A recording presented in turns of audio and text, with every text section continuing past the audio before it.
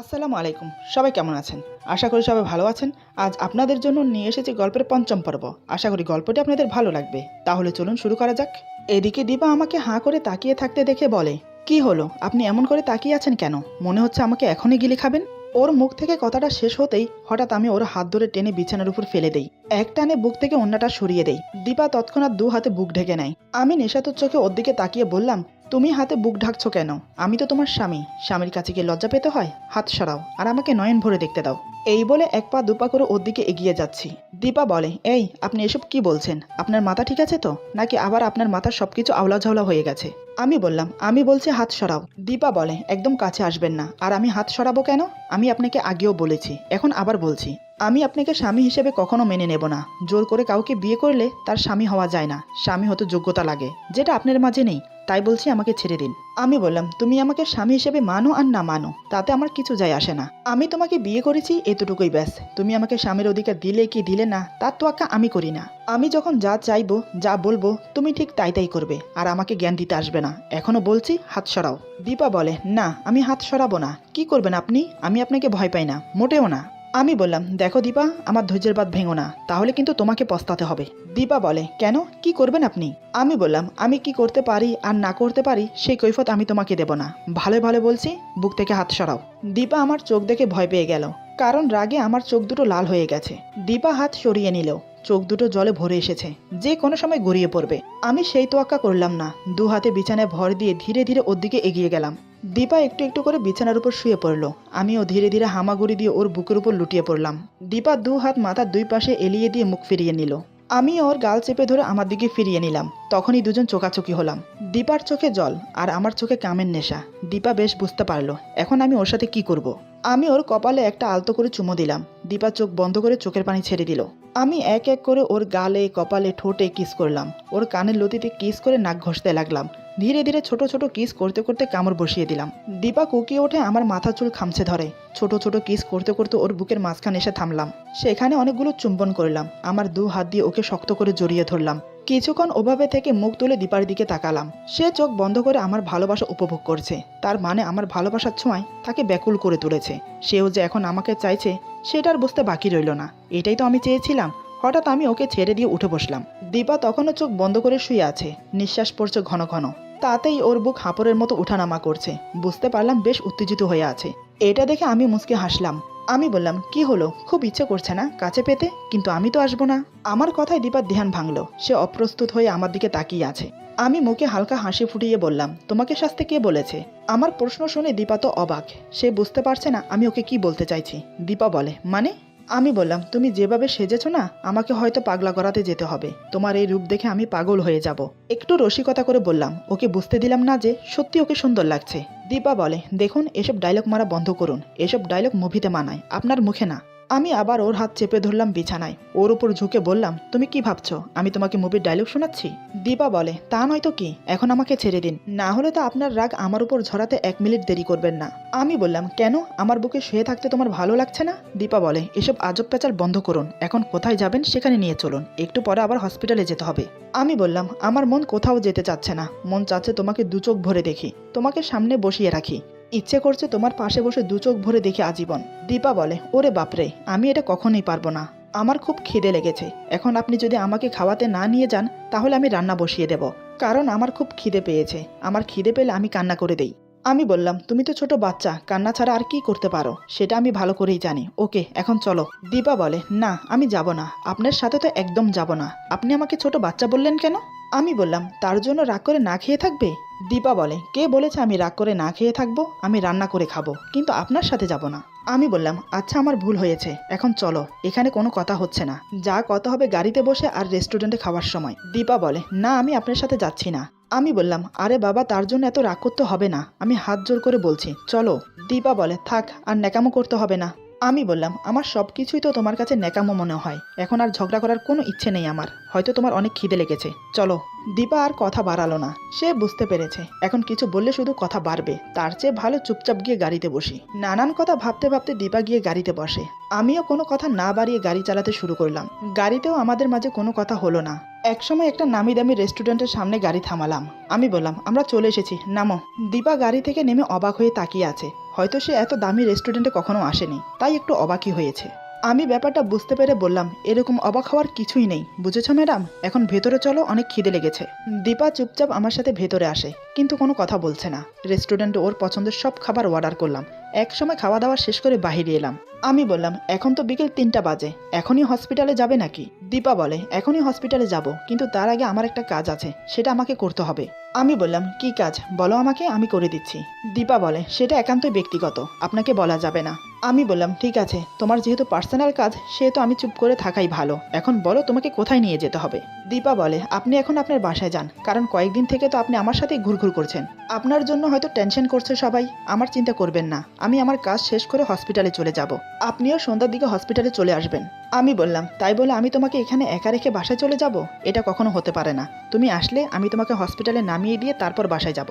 দীপা বলে, দেখুন আমি কোথাও পালিয়ে যাচ্ছি না, আপনি এখন বাসায় যান। আমি বললাম, তাই বলে? দীপা বলে, আপনি শুধু শুধু টেনশন করছেন, এর আগেও আমি একা চলাফেরা করেছি, আমাকে নিয়ে চিন্তা করবেন না, আপনি এখন আসুন।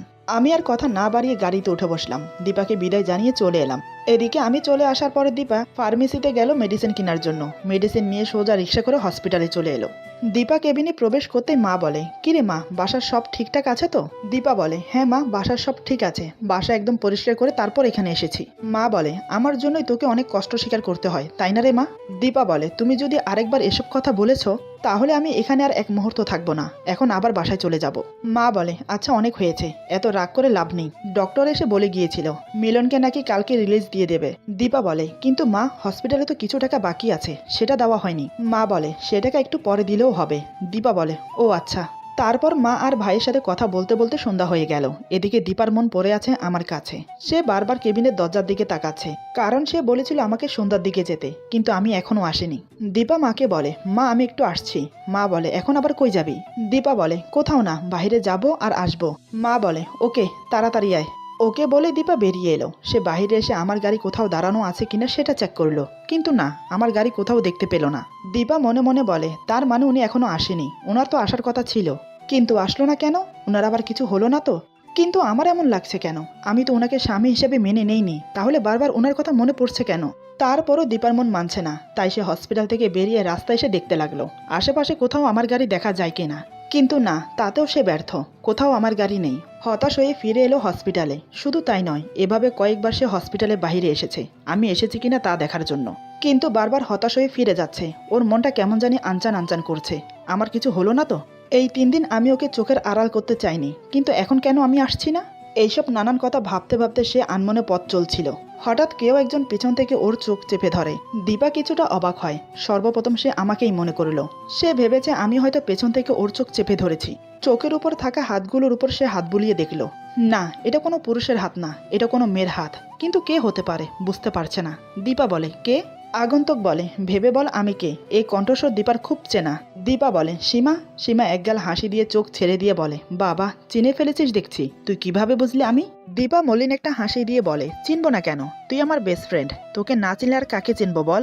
তা তুই হঠাৎ হসপিটালে, কি হয়েছে, কোনো সমস্যা? সীমা বলে, তেমন কোনো সমস্যা না, একটু চেক আপ করাতে এলাম, কিন্তু তুই এখানে কেন? দীপা সীমাকে সব খুলে বলে। সব শুনে সীমা বলে, এত কিছু হয়ে গেল আর তুই আমাকে একটিবারও বললি না, এই বলিস আমি তোর বেস্ট ফ্রেন্ড? দীপা বলে, সরি রে, ভাইটাকে নিয়ে এতই ব্যস্ত হয়ে পড়লাম, কি করব না করব হুঁশ ছিল না। তারপরও আলহামদুলিল্লাহ সবকিছু ভালো ভালো মিটে গেছে।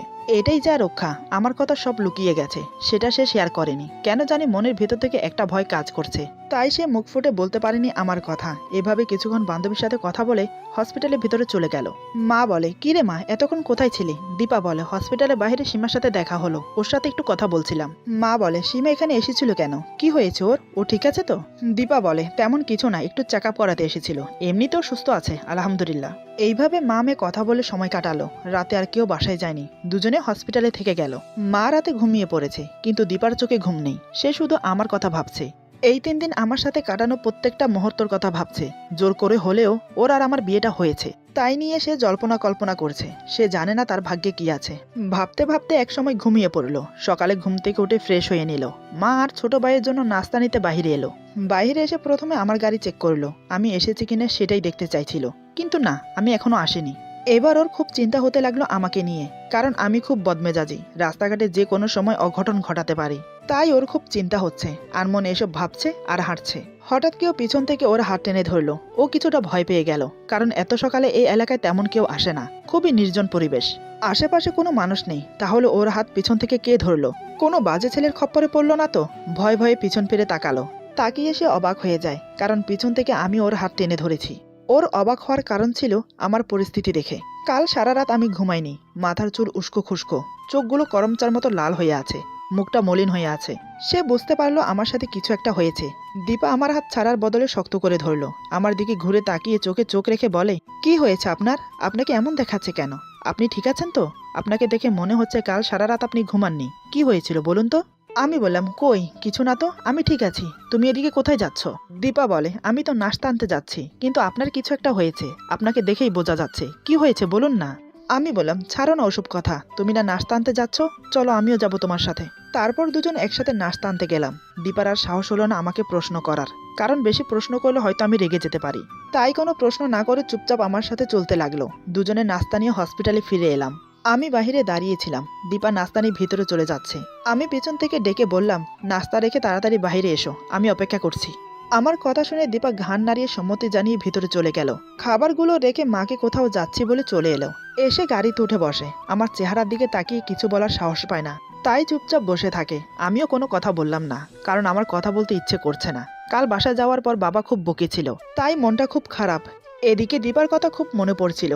জানি না কোন এক অমুক টানে ওর সঙ্গ পেতে ইচ্ছে করে, ওকে দেখতে ইচ্ছে করে, ওকে ছুতে ইচ্ছে করে। মন চায় সারাক্ষণ ওকে নিজের পাশে নিজের সাথে রাখি। এর নাম কি ভালোবাসা? এটাকে কি বলে ভালোবাসা? তাহলে কি আমি দীপাকে ভালোবেসে ফেলেছি? না, এটা তো কখনোই সম্ভব না। যে মাহিন কিনা মেয়েদের থেকে পালিয়ে বেড়ায়, সে মাহিন কিনা খুবই সাধারণ একটা সিম্পল মেয়ের জন্য ব্যাকুল হয়ে থাকে। এটা কি করে হতে পারে? কিন্তু ভাববার বিষয় হলো যে দীপা কি চায়, সেও কি আমার মতো আমাকে ভালোবাসে? নানান কথা চিন্তা করতে করতে দীপাকে নিয়ে বাসায় চলে এলাম। আমি বললাম, বাসায় চলে এসেছি, নামো। দীপা কোনো কথা না বলে গাড়ি থেকে নেমে পড়লো। এই বাড়িটা ওর খুব চেনা। এই সেই বাড়ি যে বাড়িতে আমি ওকে তুলে নিয়ে বিয়ে করেছিলাম। এই সেই বাড়ি যে বাড়িতে শুধুমাত্র 10,000 টাকার জন্য নিজের দেহ বিলিয়ে দিতে হয়েছে, অন্যের শয্যাশায়ী হতে হয়েছে। সে বাড়ি দীপা কিভাবে ভুলে যাবে? তাই সে চোখ বড় বড় করে চারিদিক দেখছে।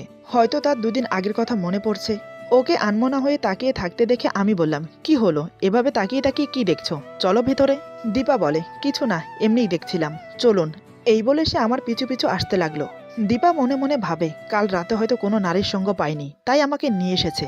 মানুষ কতটা নিচু হতে পারে, শুধু একটা দেহ ভোগ করার জন্য ব্যাকুল হয়ে থাকে। এই ভেবে ওর চোখের কোণ ভিজে এলো।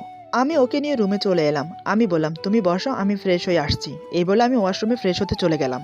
দীপা ঘুরে ঘুরে রুমটা দেখতে লাগলো। আগে এই রুমে থাকা সত্ত্বেও ভালো করে দেখেনি। রুমটা বেশ গোছালো, দামি দামি আসবাবপত্র দিয়ে সাজানো। নিশ্চয়ই কোনো কাজের লোক আছে।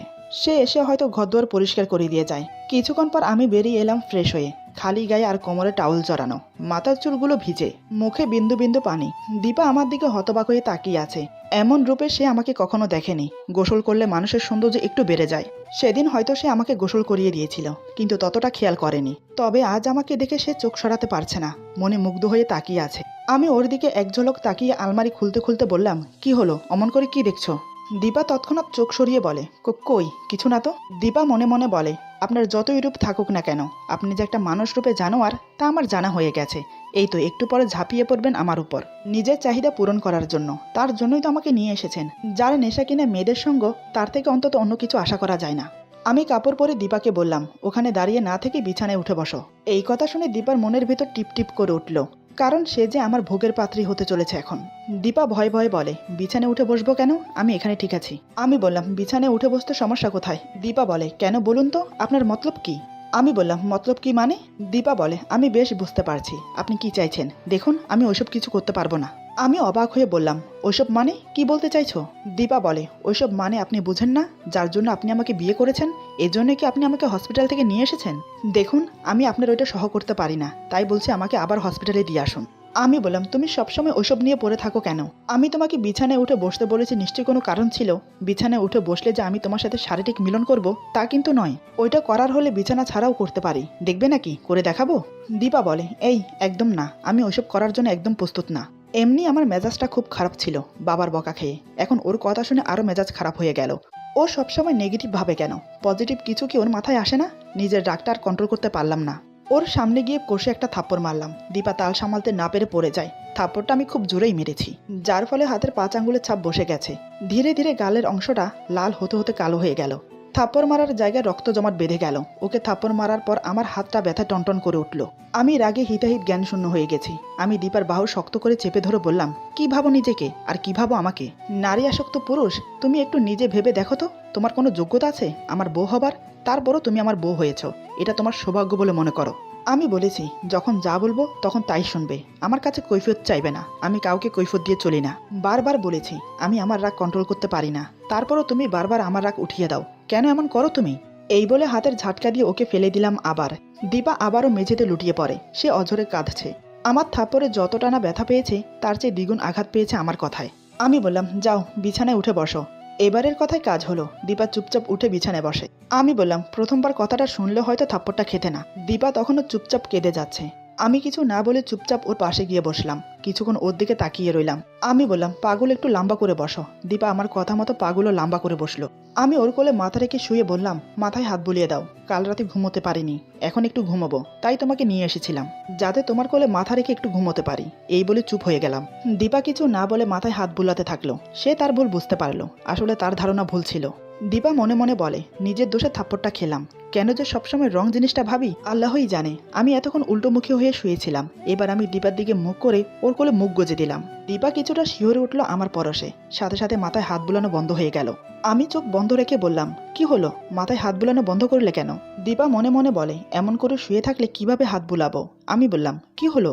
দীপা বলে, না মানে একটু শরীর ঘুমোলে ভালো হতো, আমার কাছে কেমন যেন অস্বস্তি হচ্ছে। আমি ওর কথায় উঠে বসলাম। আমি বললাম, তাহলে তুমি শুয়ে পড়ো। দীপা অবাক হয়ে বলে, শুভ মানে? আমি বললাম, আরে এত প্রশ্ন করো কেন, তোমাকে যেটা বলছি সেটা করো না। দীপা চুপচাপ বালিশে মাথা রেখে শুয়ে পড়ল। আমি তৎক্ষণাৎ ওর বুকে মুখ গুজে দিয়ে ওকে জড়িয়ে ধরে শুয়ে পড়লাম। আমি বললাম, এবার হাত বুলিয়ে দাও। দীপা মনে মনে বলে, এটা কি হলো? আগেই তো ভালো ছিল, এখন তো আরো সমস্যা বাড়লো। এই জন্যই বলে অতি চালাকের গলায় ধরি। কিন্তু এই লোকটা মুখ গুজে দিয়ে নাক ঘষছে কেন? আমার তো কেমন কেমন লাগছে, হাত পা কেমন যেন গরম হয়ে আসছে। বলবো এরকম না করার জন্য? যদি আবার মারে? একটু আগে যে থাপ্পড়টা দিয়েছে তা খেয়ে আমি আধমরা হয়ে আছি। এখন যদি আরেকটা দেয় তাহলে ইহলোক ছেড়ে পরলোকে গমন করব। কি করি ধ্যাত্তেরি, কোনো বুদ্ধিমাতায় আসছে না। এদিকে দীপার নড়াচড়ার কারণে আমার ঘুম আসছে না। আমি বললাম, উফ দীপা, হচ্ছেটা কি? এমন নড়ছো কেন? আমি ঘুমোতে পারছি না। দীপা বলে, আমি একটা কথা বলি? আমি বললাম, বলো। দীপা বলে, না মানে বলছিলাম কি, কথাটা বললে আপনি আবার মারবেন না তো? আমি বললাম, না মারবো না, বলো কি বলবে। দীপা বলে, আপনি এরকম করছেন কেন? এভাবে নাক ঘষলে আমার কেমন কেমন জানি লাগে। আমি বললাম, ঠিক আছে, কিছু করব না, আমার খুব ঘুম পাচ্ছে, তুমি একটু মাথায় হাত বুলিয়ে দাও। দীপা বলে, জি দিচ্ছি। এই বলে দীপা মাথায় হাত বুলিয়ে দিতে থাকে। ওর হাতের ছোঁয়ায় যেন ভালোবাসার পরশ ছিল, তাই আমার ঘুম আসতে বেশি সময় লাগলো না। ওর কমর জড়িয়ে ধরে ঘুমিয়ে পড়লাম। এদিকে দীপাও আমার মাথায় হাত বুলাতে বুলাতে ঘুমিয়ে পড়ে। ঘুমের মধ্যে সে আমার মাথাটা তার বুকের সাথে জড়িয়ে ধরে রাখে। দুজন দুজনকে জড়িয়ে ধরে ঘুমিয়ে আছি। আমার ঘুম যখন ভাঙলো তখন ঘড়ির দিকে তাকিয়ে দেখি সন্ধ্যা 7টা। তার মানে আমরা দুজন আজ সারাদিন ঘুমিয়েছি। আমি রাতে না ঘুমিয়েছিলাম, তাই আমার এত ঘুম হচ্ছে। কিন্তু দীপা, তার এত ঘুম কোত্থেকে আসলো? সেও কি আমার মতো রাত জেগেছে নাকি? আমার ঘুম ভাঙলেও আমি ওকে ছেড়ে উঠলাম না। তখন আমি ওর কোমর জড়িয়ে ধরে শুয়ে আছি। দীপা আমার মাথাটা শক্ত করে জড়িয়ে আছে। ওর হার্টবিটের ধুক ধুক শব্দ আমি স্পষ্ট শুনতে পাচ্ছি, তাই আমার মুখটা গুজে দিলাম ওর বুকের মাঝখানে। কিছুক্ষণ ওভাবে থেকে মনে মনে চিন্তা করলাম, মেয়েটা তো আজ সারাদিন না খেয়ে আছে, ও তো খিদা সহ করতে পারে না, কিন্তু ওর হাতের বাঁধন থেকে নিজেকে ছাড়াতে ইচ্ছে করছে না। ভাবলাম নিজে থেকে না উঠে ওকে ডাকি। আমি বললাম, দীপা, এই দীপা, সন্ধ্যা হয়ে গেছে, কিন্তু কোনো সাড়া নেই। সে গভীর ঘুমে মগ্ন। এইবার আমি একটু জোরেই ডাকলাম, দীপা, এই দীপা, দেখো সন্ধ্যা হয়ে গেছে, এখন আমাদের ওঠা উচিত। দীপা নড়ে চড়ে ওঠে, কিন্তু চোখ খোলে না। সে আমাকে আরো শক্ত করে জড়িয়ে ধরে বলে, আরে মা, ডাকছো কেন? আর একটু ঘুমাই না? কাল রাতে একটু ঘুমাতে পারিনি। ওর কথা শুনে তো আমি অবাক। কাল রাতে ঘুমোতে পারিনি মানে? আমিও প্রশ্ন করলাম, কেন ঘুমোতে পারোনি? দীপা চোখ বন্ধ রেখে বিড়বিড় করে বলে, হসপিটালে কেউ ঘুমোতে পারে? তাছাড়া কাল রাতে ওনার কথা খুব মনে পড়ছিল। উনি আসবে বলেও আসেনি, টেনশন হচ্ছিল খুব। ওর মুখে এই কথা শুনে আমার মুখে খুশির হাসি। তার মানে সে আমাকে নিয়ে ভাবে। আর এটাও বুঝতে পারলাম ও ঘুমের ঘরে বকবক করছে, তাহলে এই অভ্যাসটাও আছে। হঠাৎ দীপা আবার বলে ওঠে, মা, এই নরম কোলবালিশটা কোথায় পেলে? কি আরাম জড়িয়ে ধরে ঘুমোতে। এবার আমি না হেসে পারলাম না, জোরে হেসে উঠলাম। আমার হাসির শব্দে দীপার ঘুমের রেশ কেটে গেল। চোখ খুলে দেখে সে আমাকে জড়িয়ে আছে আর আমি হাসছি। তৎক্ষণাৎ সে আমাকে ছেড়ে দিয়ে বলে, আপনি এখানে কেন?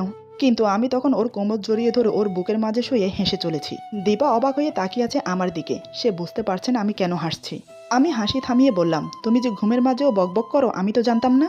দীপা অবাক হয়ে ভাবে, এই রে, ঘুমের মাঝে কোনো উল্টাপাল্টা কিছু বলে দিলাম নাকি, যার জন্য উনি এমন হাসছে। দীপা আমতা আমতা করে বলে, কি কি বলেছি আমি? আমি বললাম, সেটা না হয় পরে বলছি, কিন্তু এখন আমি তোমাকে। এই বলে আমি হঠাৎ ওর সাথে যা করলাম তার জন্য ও একদম প্রস্তুত ছিল না। ভাবতে পারিনি আমি এমনটা করব। হঠাৎ আমি মাঝে মাঝে এমন কেন করি সেটাও কখনোই বুঝতে পারে না। এরপর যা হলো, আজকের গল্প এখানে সমাপ্ত। গল্পের বাকি অংশ পেয়ে যাবেন আগামী পর্বে। সবাই ভালো থাকবেন, সুস্থ থাকবেন, আল্লাহ হাফেজ।